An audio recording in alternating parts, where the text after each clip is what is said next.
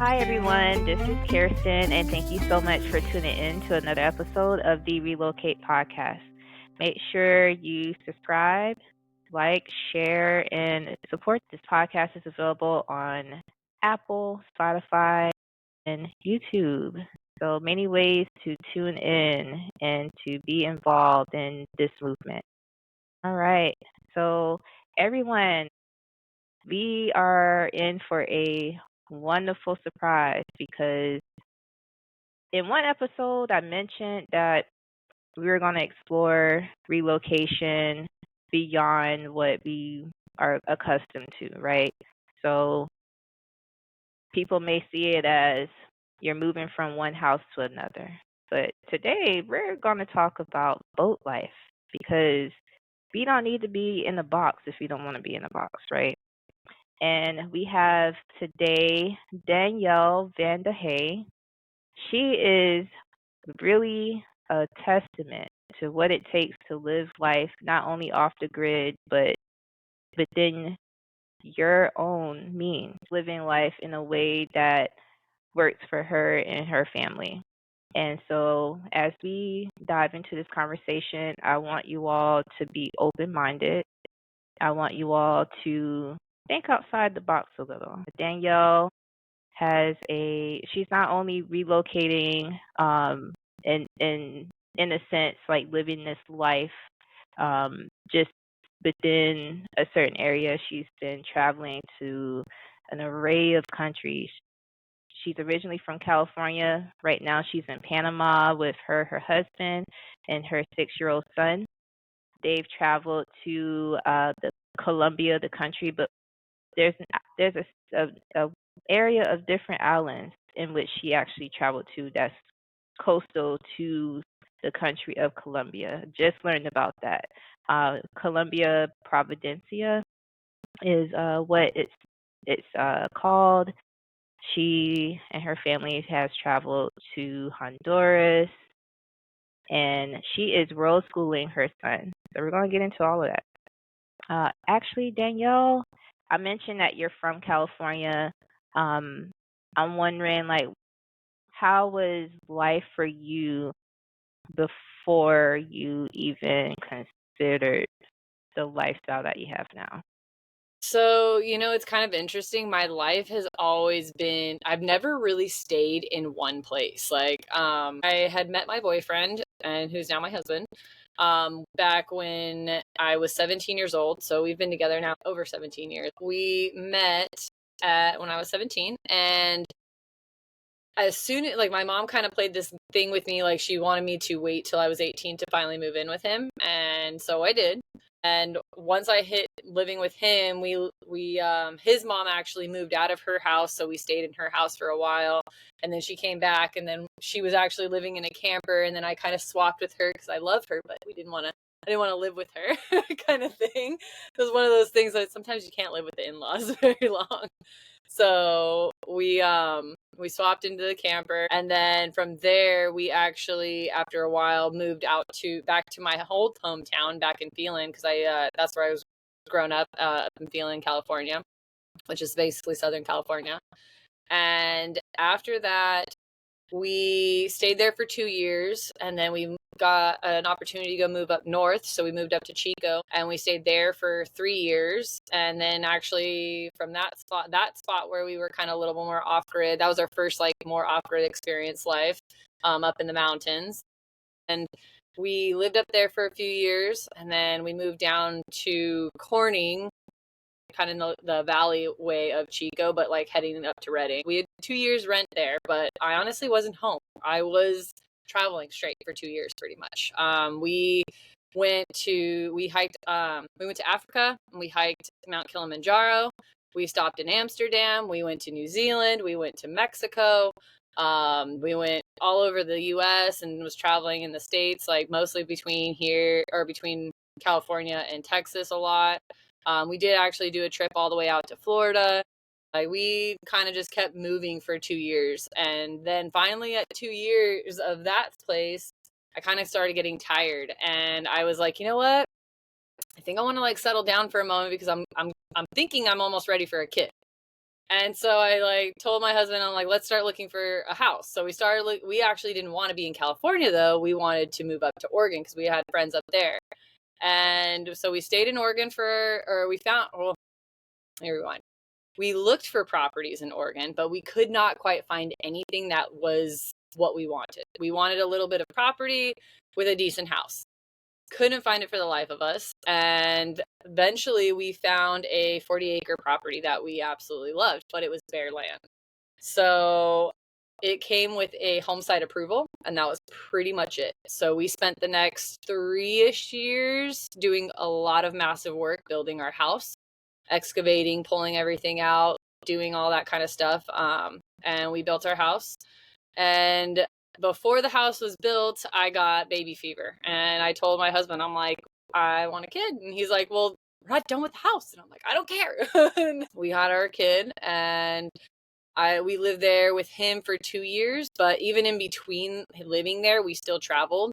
And the last year before like we fully started even thinking about like traveling, I'd bought in a smaller camper. And we started traveling with that. We went and did a whole month in Montana with him, and we just kind of did that. And I was like, man, I really love this. And then COVID happened. And I loved the fact that everyone was kind of staying in their own spaces in some sense. But at the same time, I didn't love the fact that I couldn't travel the same way I wanted to. And I told my husband, I'm like, I really want to travel, but I didn't even want to deal with getting on an airplane and having to deal with all of that. So I told him, I'm like, let's just go learn something different. Like, let's think of another way. We actually, had talked about sailing years ago when we were younger, and we were like, let's learn to sail. And at that point, the reason also why we had thought about like kind of going full time was because I was over my job. And so I told my husband, I was like, I don't like my job. Oregon got kind of weird after COVID, and I was just like, I'm not into this. I want to travel more. I want to do things. And I told my husband, I'm like, let's sell the house. Like, let's just sell it and like, let's go. I was over everything, and I threw in the towel. And he also was working as he was doing the water tending for the fires. And in Oregon, it was just the fires, like anywhere on the West Coast was just like getting completely fired, like fires all season long. Like your summer was nothing but smoke. And so I just wasn't into it. And I told him, I'm like, I didn't sign up to be a single parent. I did not want to do that. We have both of us, but I don't like this job. Like, let's go work online and like go travel the world. So he spent fire season reading books on sailing, while I spent the rest of the year selling every single thing we pretty much owned in our house. And we went from a 40-acre property I had a 4,000 square foot garage with a 1,600 square foot house up on top that we built. And I just slowly got rid of everything for the whole year. And we actually took the leap before we even sold the house. It was kind of interesting. We had our realtor was like, oh, it'll sell easier if it's empty. And I had no problem leaving. So we took a budget and we got into a bigger camper because the camper I originally had was smaller, and we switched to this bigger one. And we said, okay, let's take the leap. And we went from Oregon all the way over to Florida. And it was really hysterical because we went and talked to a captain one night. Did like a sunset tour, and we asked him, we're like, how do you think is the best way for us to get into this? And he's like, you already have some ideas because you've been like reading books, right? And we're like, yeah, like, well, my husband had, I hadn't. He's like, go get a cheap boat and go start learning. He's like, go practice. All right. Well, we found a $3,000 boat. Ended up being a way more expensive boat because when we bought the boat, we were expecting just to do a bottom job, like drive it over an hour around the bay on the other side of the bay. 20 minutes in, the transmission drops, and we had to just toss it. We're like immediately like, what do we do? We're like, toss anchor because there's a bridge right there, and the water's gonna pull us right into the bridge. So we dropped anchor, stayed there for the night, waited for Sea Tow to come get us the next day, and had to start that journey of figuring out how to, get ourselves over there. We got into the boatyard, we overhauled it, and we started just kind of going at the whole thing of learning. Like, we talked to a lot of sailors. Once you get in the water the first time, you're just like, okay, how do we do this? Like, how does this go? I actually broke the steering cable the first time we did, and my husband had to he's like, pull the tiller out. I'm like, I don't know what a tiller is at all. Like, what do you mean? Hi. It was really interesting, and I was like, okay, we're doing this. Like, but little by little, we just kind of learned, and we realized that the 27-foot boat we bought was definitely the answer to us figuring out that we did love it and we wanted a full time. And so we had decided we were going to keep continuing the journey. We left from Florida during hurricane season, went back to Arizona, which was really hot. But we stayed right next to my mom, which kind of gave her some time to spend with our kid for a little while. And we stayed there for 7 months. And then our house sold finally. A year after having left, my house sold. Took a whole year. So that was a really interesting one for us. And by that point, our budget had already been like gone pretty much that we had, because we were not expecting that. And we fixed up our camper, got it ready, and went back to Florida. And it was pretty much like right in sailing season when we went back, which was perfect. So we started fixing the boat back up, because that was also the year Hurricane Ian had come through. And so our boat got a little bit of damage, but not too much. And it was interesting because we came back, we started working on it. We took her back out for another spin, and we went from Port Charlotte down to the Keys and spent a month down there before we came back up. And then we finally found a buyer, and we sold that, and we took our camper, and then we slow traveled for a while, because we were still not when our house sold, it was in an owner carry. It didn't really sell fully. Mm-hmm. So we weren't fully paid out. And a lot of what we did get went straight into debt and other things. And we had to buy a new truck. So it kind of got dispersed a little bit quickly. And we weren't really ready to buy a full-time live aboard boat. So we started traveling up north to go visit my husband's sister, because she needed some help. So we slow traveled doing house sits to campgrounds between Kentucky and Tennessee. We stopped in the Smoky Mountains. We went to the Mammoth Caves. And then we did the trusted house sitters for a few different spots, which was perfect, because we would literally come in at a trusted house sitter gig, pull out all of our stuff from our camper, reset everything and get it all comfortable again, and then keep going and go on to the next spot. And then after that, we were like, okay, it's getting winter. I don't like the cold now anymore so much. I am definitely a warm-bodied person after having left. It's crazy, because I lived in Oregon, and I was always my mom would come up and she'd be like, I'm so cold. And I'm like, oh no, what do you mean? It feels great. And now I'm like, nope, no, I don't unless I'm going snowboarding, don't take me to the cold. I'm not into it. So we decided, we're like, okay, well, there's only two options. We either go to Florida, but it's also really expensive, and we've already been there. We kind of we know the vibe and what to expect.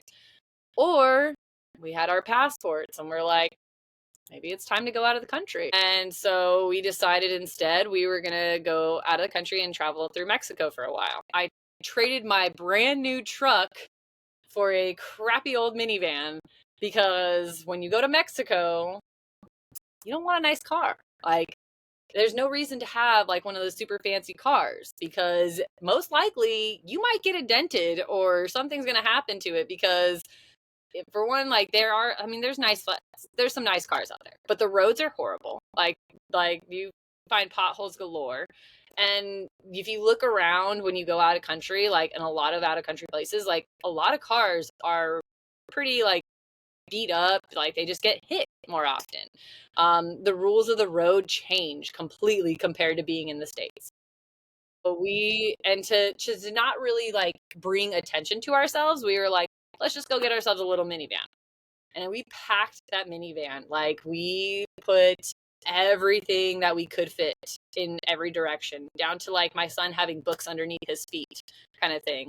And then in the middle of staying there, we had, all of a sudden, our house had resold, because apparently the people who had bought it they couldn't live there because they realized that their business was more in California and not in Oregon.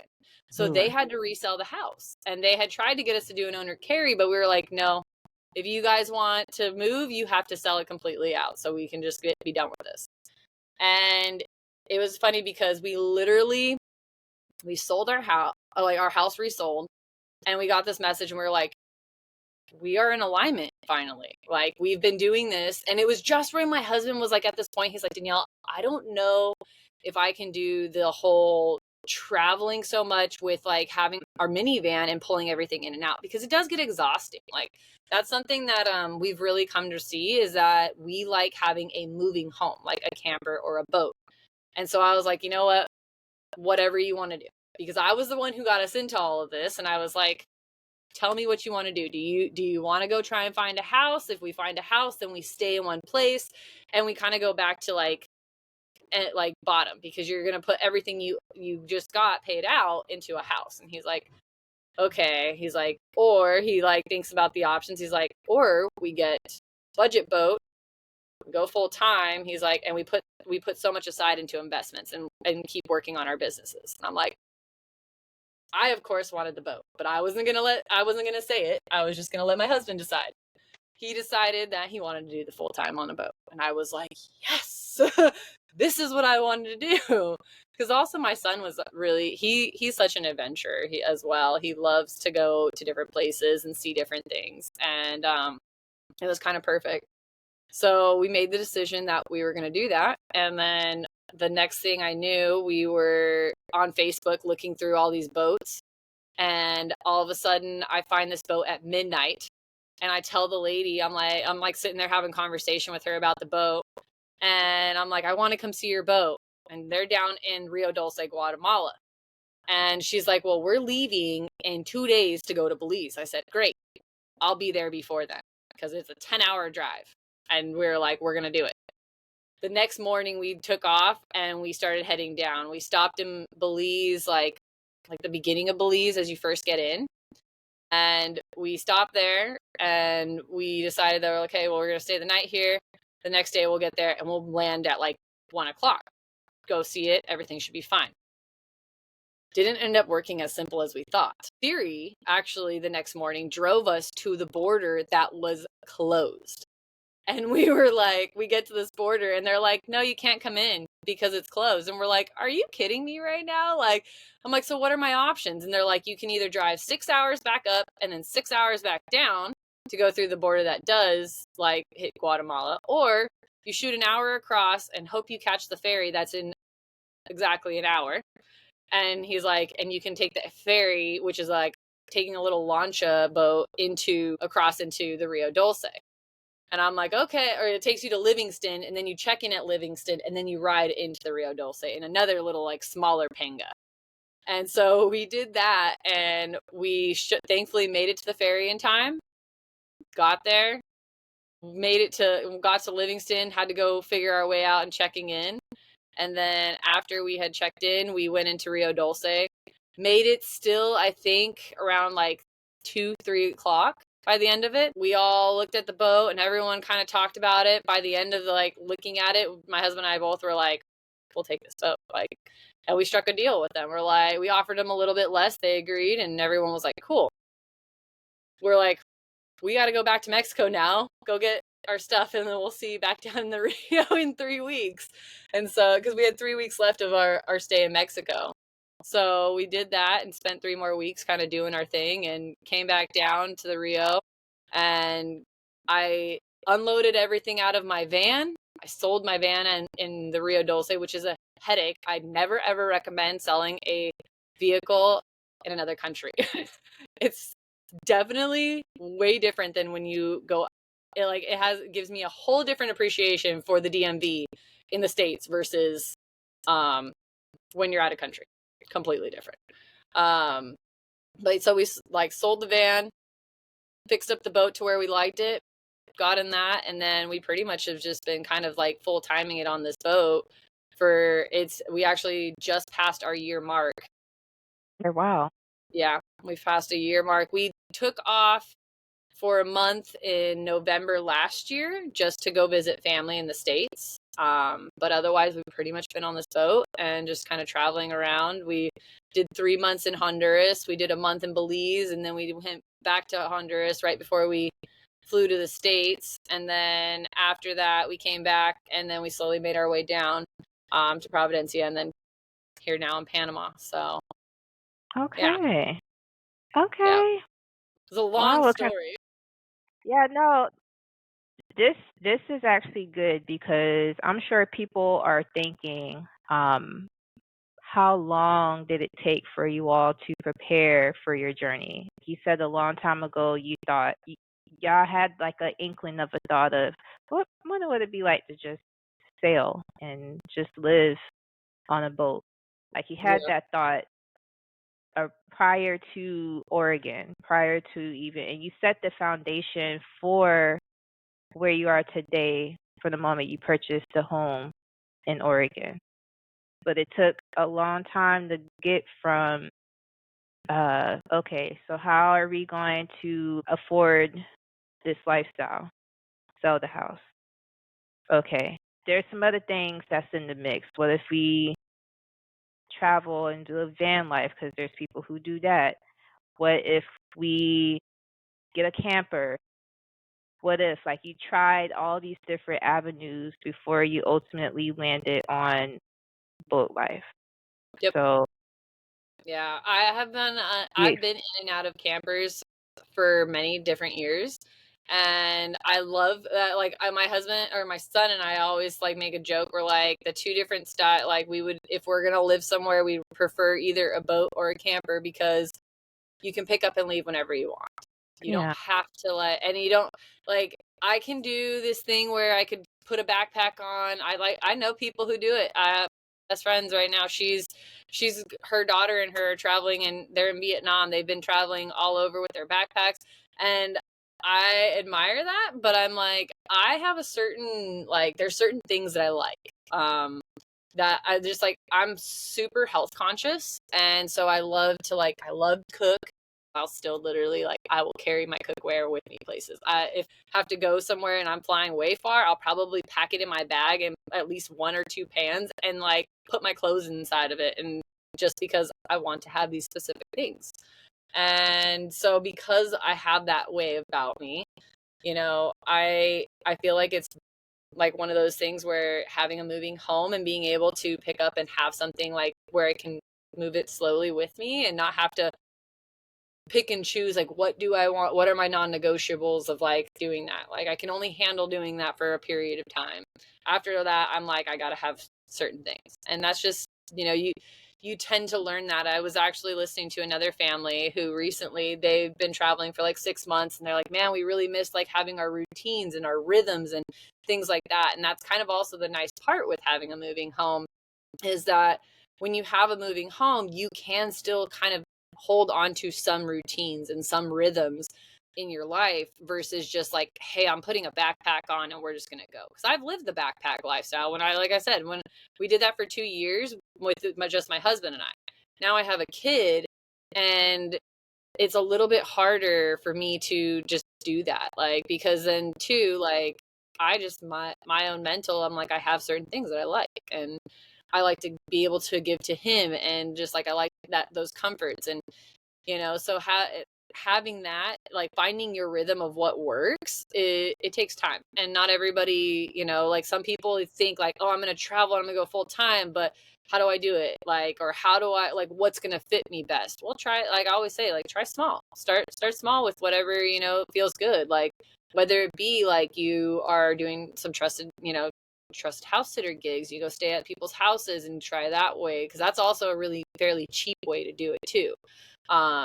And then, or go get a camper van and try the camper van life.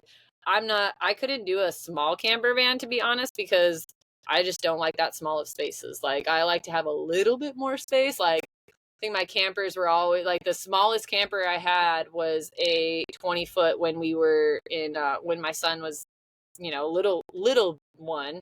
And when we decided we were going to full time, my husband's we're selling this one. And I was like, what do you mean? Why can't we'll just do this one? And he's like, no, I will not live full time in this tinier small. He's like, we need at least a little bit more where we have 2 bedrooms. And we did. We got one that we had a bedroom for ourselves, and we converted, it was a toy hauler, and we converted the back bedroom or the back room where the motorcycles or whatever would go, and we turned it into a bedroom for him. And so each of us had our rooms and our space, which was kind of nice, you know.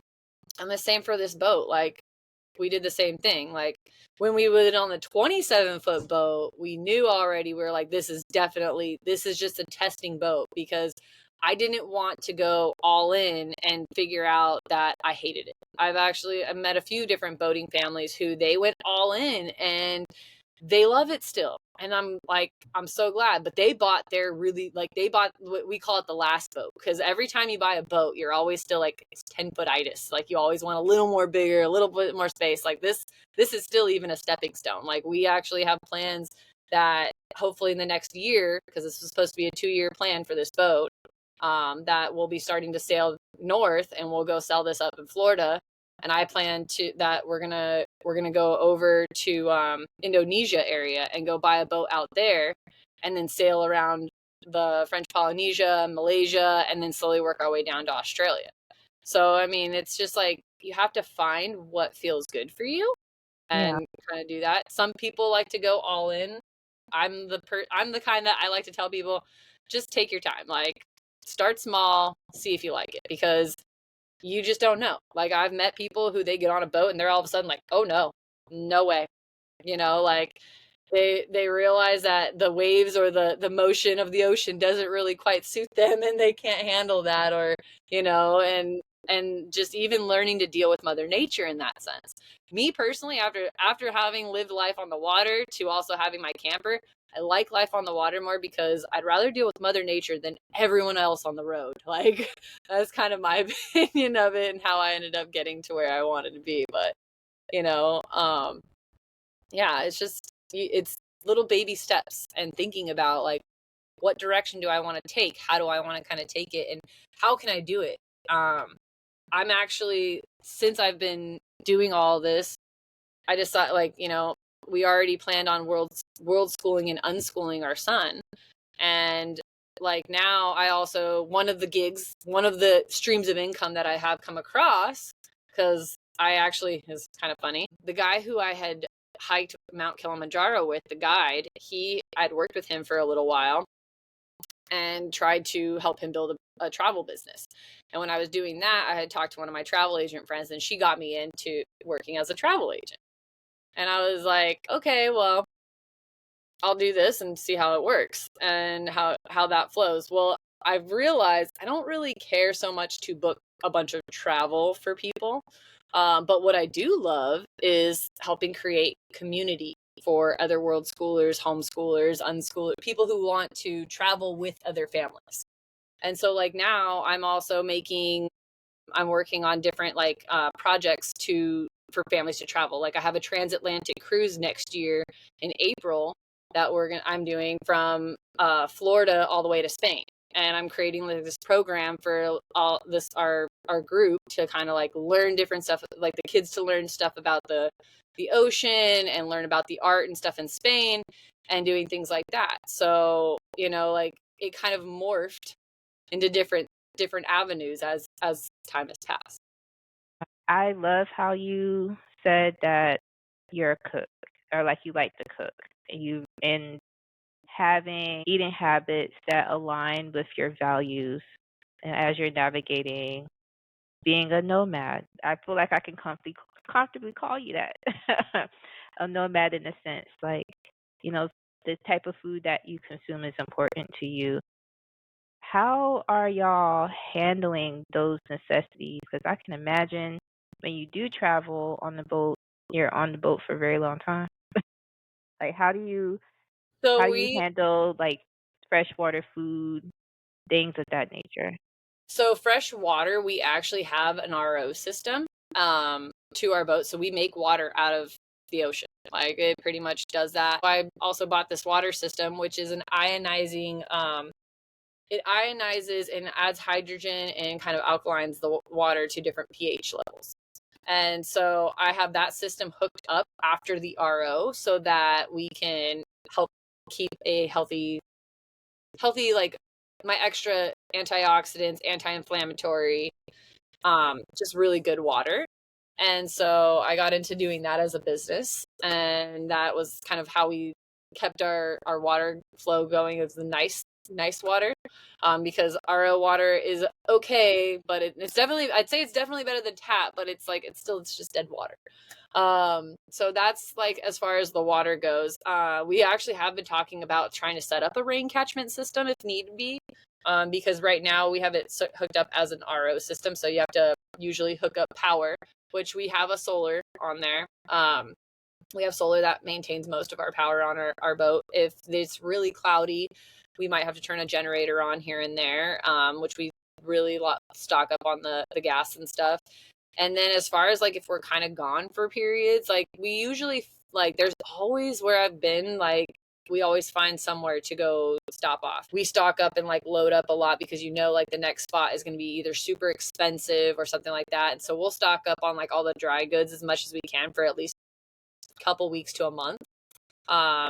We did that when we went to Belize. We stocked up as much dry foods, and the only stuff I really bought when we were in Belize was the fresh foods, which is at least down here, it's pretty easy like to go find stuff, and then you just kind of adapt to finding like what fresh fruits and stuff are there, which honestly it was funny because I was talking to my mom and she asked me the other day, she's like, how's the food down there? And I'm like, honestly, it's better than it is in the States. Like I go back to the States and I taste like the fruits and I'm like, they taste bland compared to like what I'm tasting down here. Like it's actually real food. Like they don't spend a bunch of money on pesticides. It's not all super GMO'd out. Like it's just good food. And you eat what's in season more.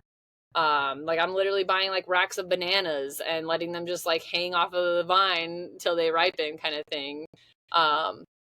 So you just kind of tend to do that. And I'm really into like sourdough. I keep my sourdough going. I have kombucha. Like you just tend to find little things that you end up accumulating and you start like doing.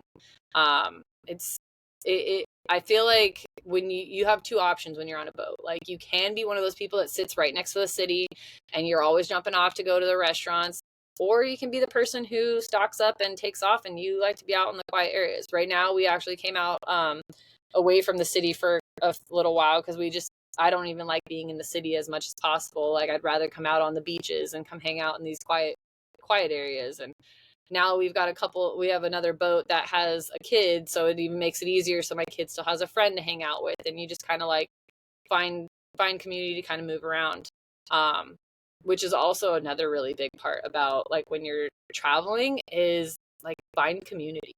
I was thinking earlier about like, when you first get off into the idea of doing it, and it's really difficult to like even imagine like jumping into this nomad space, or whether you're full-time, part-time, the most important thing that I was reminded is it's finding community, finding people who are doing what you're doing or already doing what you want to do, and that will support you in that, and finding people that are in those areas that you want to go. Like that's kind of the beautiful thing is like there's so much like world schooling, traveling, and unschooling your kid is becoming a huge movement right now.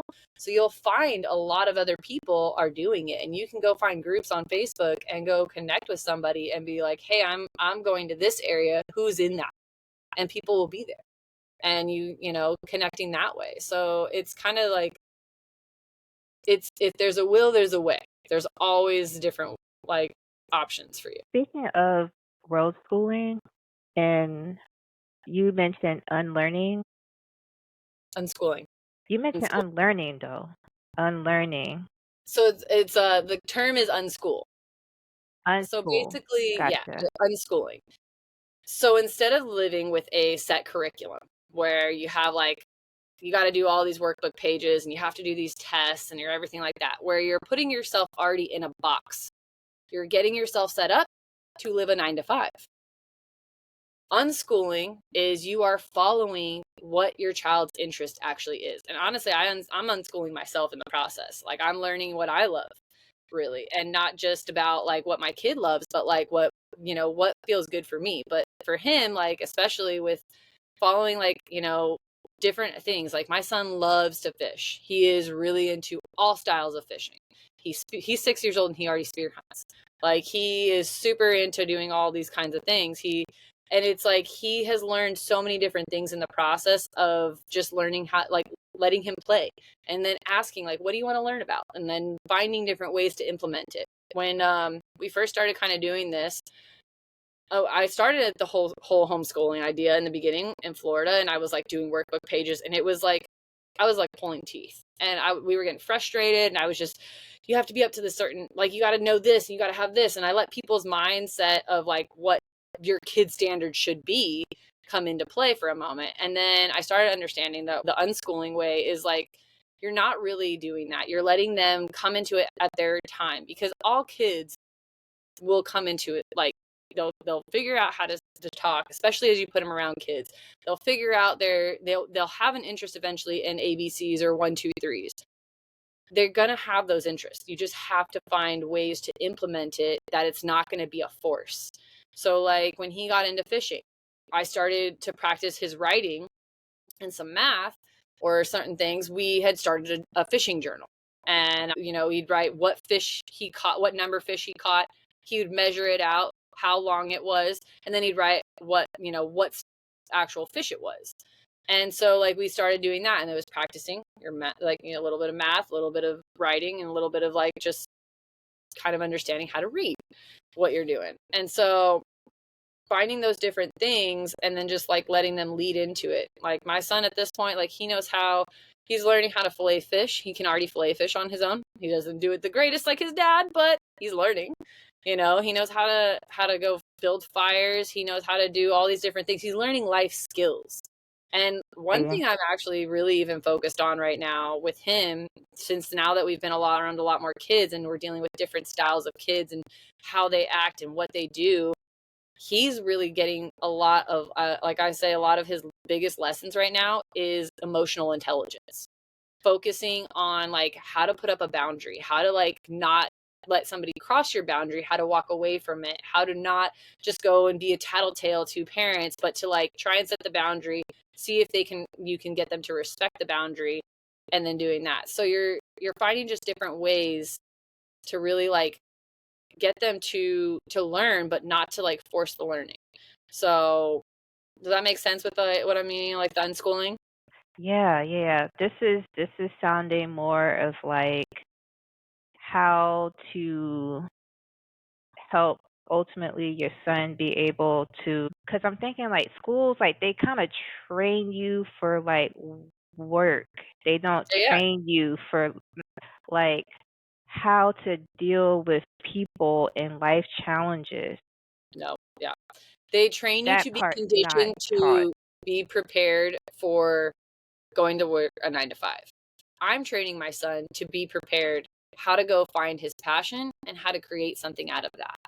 Gotcha. I don't want him to be stuck in this box that he has to live this 9 to 5 life and that he has to be in the mindset like I have to always be in this rush and this rat race. It's like it's not about living in the rat race. It's about slowing down, finding your passion, and then how to create something more out of your passion. It's like we've even had conversations about investing in some nice camera work, some nice cameras, and getting him when he's really getting down on his fishing and stuff, and creating a YouTube channel just geared onto that. I actually had started a year or so ago, an Instagram called Silas's Fishing Tales, because he was always telling different stories whenever he fishes, and I haven't kept up on it, but I keep telling myself, I'm like, I'm going to get back onto it, because honestly, he's probably better at online, and my little like do it all on video and stuff way better than I do. So in my mind, people love to see kids, and that's what, like, to me, that's what it is. It's like teaching him entrepreneurship, teaching him to find what he loves and follow that. Like, Yeah. when you put them in schools, they are ready to put you in this set standard, and that's why they have tests and all these things, and you have to be up to this certain thing. And realistically, that's just stressing you out more. It's stressing your kids out. And you have this like certain thing like, oh, if they're not pulling great grades, then they're not doing great. Reality, that every child is different. Everyone learns differently, and that's why I think it's so important by doing this unschooling style of it and really just finding out what they love, implement find creative ways to implement how to teach them the 1, 2, 3s and the ABCs. And then also sometimes you'll find as you're, just kind of going along, they're doing all these other things, they end up wanting to learn on their own. Like we stopped doing the journal thing for a little while, and all of a sudden, like months down the line, my son pulls out his journal as he's going out fishing. I'm like, "What are you doing?" And he's like, "Well, I'm gonna do my journal." And I was like, "Oh, well, what made you think about doing that?" "I don't know. My brain just told me I just wanted to do it." And I'm like, "All right, cool." Love that. And it's like they find that the goal at the end of the day is to get them to love learning, not to teach them that they have to do these things so they can get X, Y, and Z so that they can have this amazing career, but love learning so that you can love it, you can create things from it, and you can build more of the life that you actually want versus just this life that we're conditioned for. Gotcha. I think this is great too for people who are not familiar with the concept of world schooling. Yeah. Yeah. So And world schooling unschooling. is also like a little immersion of the cultures too. That's also the like mixed into it. As you're traveling, like there are hubs everywhere now. It is a huge thing. That people will put up programs for like a couple weeks to a month at a time, and they bring community in, and they let kids just learn through play and finding different projects. You learn about the cultures and just immerse into cultures. So that is kind of a little like how the mix of like world school to the unschool kind of mix together. Thank you for that. Yeah, absolutely. Yeah. Okay. So just a few more questions. I did have someone reach out and they were wondering, how do you handle medical needs and emergencies? Super holistic as it is, and so I guess we've been really blessed. I'm always like I'm very proactive in how I take care of our family. Like I said, I have the water system thing. I also carry this stuff called I call it the A and B, but it's called chlorine dioxide for humans. And I got it recommended from a friend who is a health coach as well a long time ago, and I carry that religiously everywhere with me because I've used it for food poisoning, for stomach bugs, for water bacterias. We've used it when my son got super sick. I've used it for UTIs. I've seen people use it for anything and everything, basically. And what it does is it goes in and it kills all the bad bugs, but it leaves all the good bugs. So I've had that always on hand. I'm always like carrying around different concoction things. I also do the happy juice. I have like a lot of my things are always like just trying to be proactive. I honestly, we don't go to the doctors. Like we're not people that do doctors. I personally don't believe in them unless you are needing surgery or you have a broken bone, to be honest, because that's just not my style. I'm very holistic, and truthfully, I feel like a lot of doctors, they just want to put you on medications. You say something's wrong. Oh, you need to be this, this, and this. And then you're taking all these things and they have all these side effects, and then it causes more problems. Like that's, and I do know that like a lot of people, they'll probably say, well, my kid has this or they have that and things like this. And everybody is different as far as it goes. Like that's kind of where my stance is. Like I'm always just more proactive on the health end, like as holistically as possible. Like what can I do to prevent this and keep us in a good place? And so far I've been really lucky. I mean, we have had issues here and there. My son got really sick in Guatemala because he drank some of the pool water. He's had to learn a couple of times with water that he couldn't drink certain things. And I was like, dude, you can't. For one, pool water's gross. You don't drink pool water. And he got really, really sick. And we did all the holistic things that we could. By day 5, he seemed like he was doing better. And then he shot back down on me. And by that day, when he shot back down, I ended up turning to ivermectin, which it's funny because you can't get that in the States, but you can get it anywhere at any pharmacy once you leave the States. At least in southern and central America kind of thing. Like you can find it anywhere. And so we've used that. We keep that on hand just in case. Like for the most part, like we are our own, like I stay as our own doctor, I guess you could say. Like I'm just really like adamant about trying. That's why also watching what you eat, taking care of your body, getting the right vitamins and stuff. Like I try and I have my two different big streams of income are the water and this other stuff called Nutri, which is like a blood cleansing. Also, like it cleanses the microplastics and the toxins, and it helps keep everything like going, and it's rebuilding your red blood cells as you're going. So you're keeping your everything going. So that's kind of like the main things that I use right now. But that's pretty much how we're kind of doing it. And then, like I said, if something were to happen that was drastic, which knock on wood, nothing has happened. There are hospitals and stuff. And some, like, I've had a friend who he went to the ER because he like ripped his toenail off like super bad one time and certain things. And they were great. Like, honestly, the healthcare outside of the US is so much easier and quicker than it is in the States. Like, in the States, I have so many friends and family that are struggling, trying to figure out what's wrong with them and this and that. You go out here and you can go literally in Panama. I just was told you can go get like a urine, a poop, and a blood sample for $25, and you know what's going on with you in the next like day. So it's like there's options out here, and they're honestly a lot cheaper.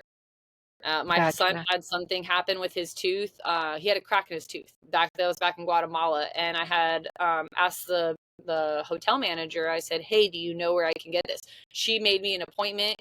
Had me go. She got me a taxi that day, or a water taxi, and had them drive me straight to the dentist within a couple of hours. And I was like, "Perfect! Like, thank you!" Like, and he got it taken care of. Like there's always options, and some of them I can't say are like. I honestly haven't heard any of like bad reviews yet, but I'm sure not everyone is perfect on it, but there's always the option. So as far as insurance, like I said, my biggest insurance is be proactive. Be proactive about what you're doing, and just know like your health is important. Like if you want to keep going, you gotta think about how you're taking care of yourself. You mentioned earlier that your husband read a book on what it would take to be able to sail. Do you remember the name of that book? Sailing for Dummies. He started with that one. And then I think he read a couple others too, but that was the first one. Okay. Yeah. I'm also curious, how has this process been for you from a legal standpoint? As far as like you traveling, like I know there's certain requirements that countries like need when you're traveling outside of the US. But Honestly, you're doing that on boat. Like, how's that process been for you?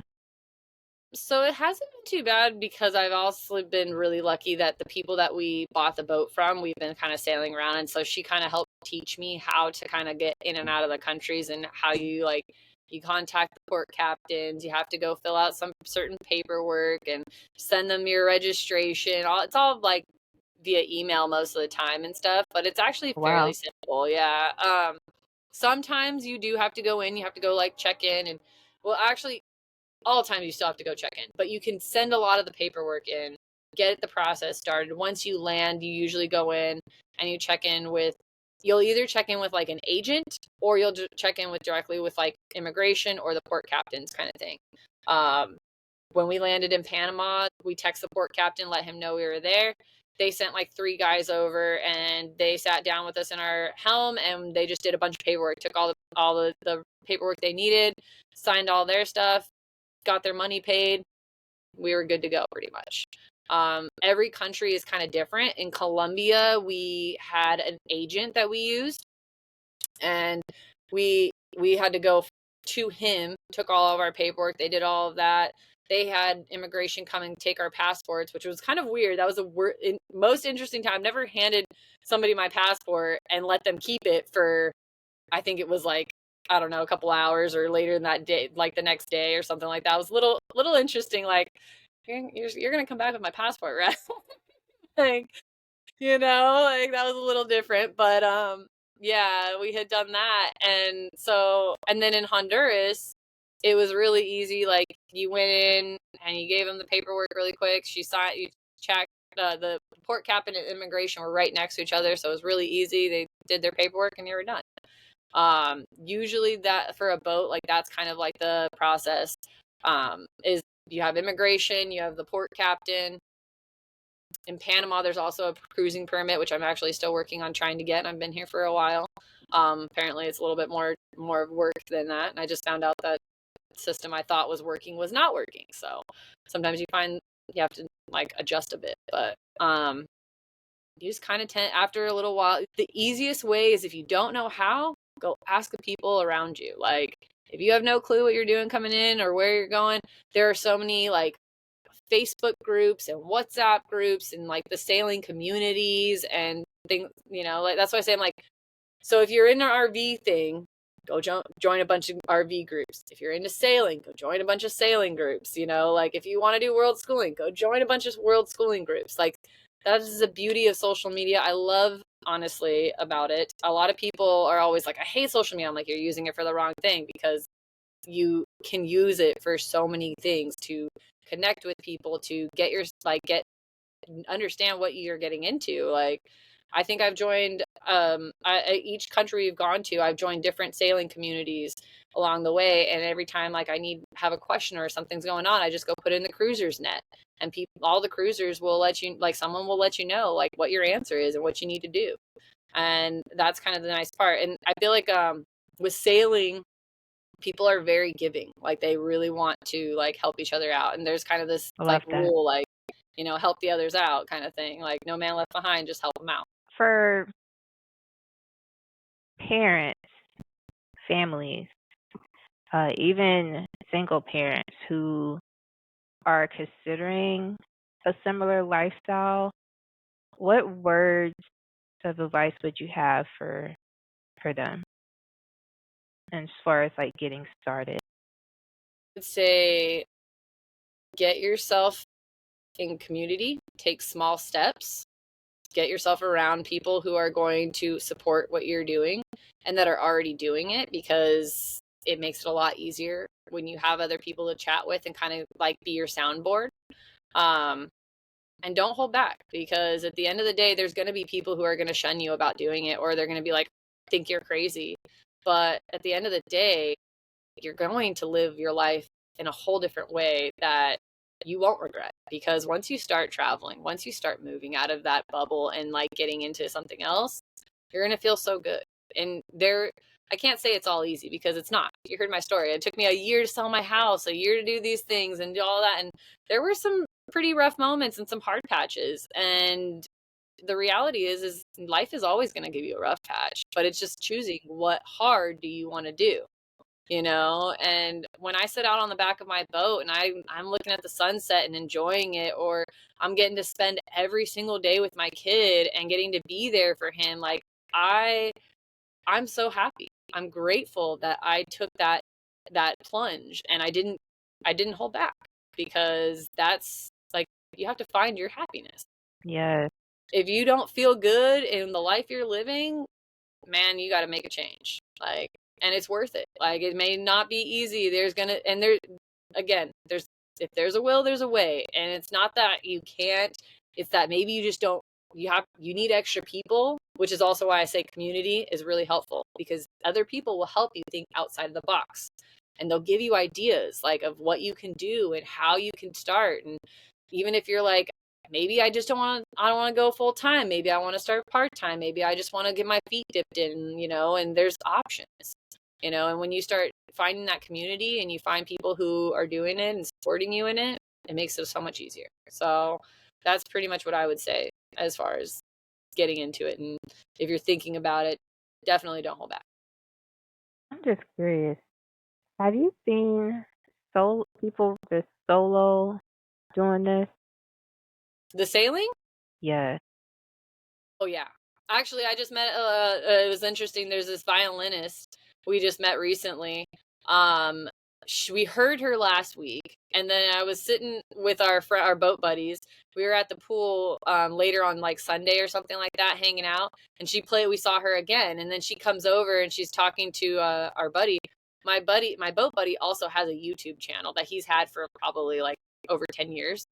And she was like, oh my gosh, you're like the YouTube guy, da da da. Like, she told him, she's like, you inspired me to sail. And she bought a boat 4 years ago, and she's been sailing around by herself as a single woman doing that. She stops in each place and she plays, she does her violin thing, plays in an area while she like hangs out and gets to explore, and then keeps going. Like, I will also say too, there is an option. There are a lot of people who do this thing called Crew Finder. It's another group on Facebook that you can go on, and you can go put yourself out there to go be a part of somebody's crew. And you can go get experience in seeing what it's like. That's actually one of the goals that I have with our next boat, is that we're going to get this boat, get a bigger boat, so that we can bring families aboard, and I can share the experience with other families who are choosing to think about possibly going into boat life, or they just want to go experience what sailing is about and see what sailing and diving kind of experience, kind of thing like that. But yeah, that's another option. Like, you can go put yourself out there on different places and see what sticks. Like, someone taking a trip from, Panama all the way up to Florida, and they need some extra hands, and they have a room, and they just want you to help pay for your own food or this and that, but then you get to go experience it, you get to go learn. So there's always options. Thank you for that. Oh, gosh, wealth of information. Okay, last question, and this is a question I ask everyone. What words of wisdom would you provide to the younger version of yourself? Now that you've had a year of experience under your belt with your family, living this boat lifestyle, even before you've had a wealth of experience being a nomad through different avenues of living, what words of advice would you have for the younger version of yourself? Tell myself to stay patient and trust the process, and never give up on what I'm feeling feels right for my family and myself. Beautiful. Thank you, Danielle. Yeah, Glad to have absolutely. you. Thank you. I appreciate it. It's been great. Absolutely. Oh, and to those who are listening, if you haven't already taken a look at the description of this episode, please do so, because all of Danielle's information, how you can reach out to her, that's in the description of this episode. Tap into her, her resources. She has so much information about how she's living this lifestyle, best practices, the challenges that she's faced. All of that is very visible, very digital, and very present out there on her Instagram, her Facebook, and she's very vocal about it. That's how I got in contact with her. So please, please, please, please tap into everything that she has available for people to learn more about this lifestyle if you're interested in it. So, all right. Well, thank you for tuning in to another episode of the Relocate Podcast. I hope y'all have a lovely day, and stay tuned for more stories. Bye.